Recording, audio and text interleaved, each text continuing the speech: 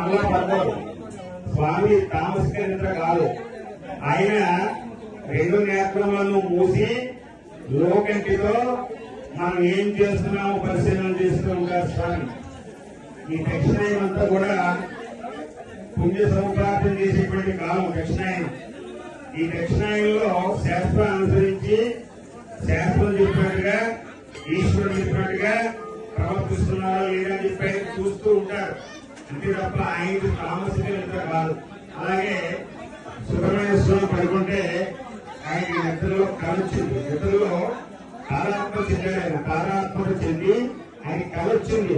ఏమంటే రాక్షసులతో యుద్ధం చేసినట్టు, వాళ్ళందరినీ ఓడించినట్టు, ఈయన విజయం సాధించినట్టు, దేవతలందరూ ఈయనకి పట్టాభిషేకం చేసినట్టుగా కలొచ్చింది.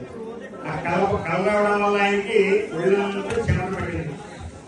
చెమట పడగానే ఆయన నేను ఎప్పుడు తనలో తాను భరిస్తూ ఉంటారు స్వామి బ్రహ్మం.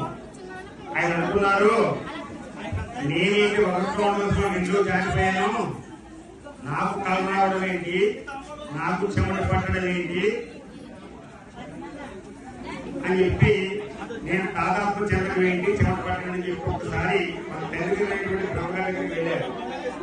వెళ్తే చతుర్ముఖ బ్రహ్మగారు ఒకసారి రెండు నేత్రాలను మూసి రెండో నేత్రాన్ని తెరిచి, కుమార నీకు కూడా జన్మ ఉన్నది.